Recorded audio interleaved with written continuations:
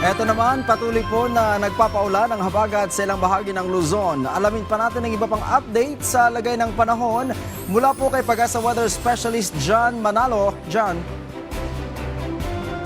Magandang gabi po Sir Ryan at ganoon din sa ating mga taga-subaybay dito sa PTV4.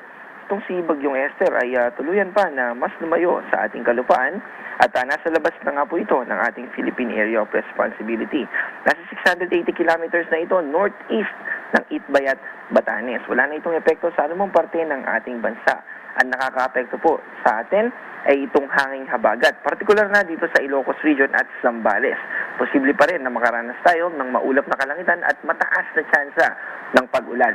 Pero dito sa Metro Manila, Cordillera Administrative Region, Pampanga, Bataan, Tarlac, Nueva Ecija, Bulacan, Rizal, Cavite at Batangas, patuloy pa rin na mananatili yung tsansa ng mga pag-ulan bahagyang makulimlim. At dun sa mga hindi naman natin nabanggit ay mas mababa na yung tsansa ng mga pag-ulan. May nakataas pa rin po tayo na weather advisory. Ibig sabihin ay posible pa rin na makaranas yung mga kababayan natin dito sa Ilocos Region at Zambales ng amount ng ulan na posibleng umabot ng 50 hanggang 100 millimeters. Ibig sabihin nito ay posible pa rin na makaranas o magkaroon ng mga ulan na posibleng magdulot ng mga localized floodings.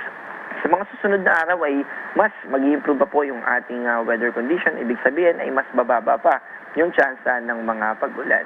At yan po yung ating update mula dito sa Weather Forecasting Center ng Pag-asa. Maraming salamat, Pag-asa Weather Specialist John Manalo.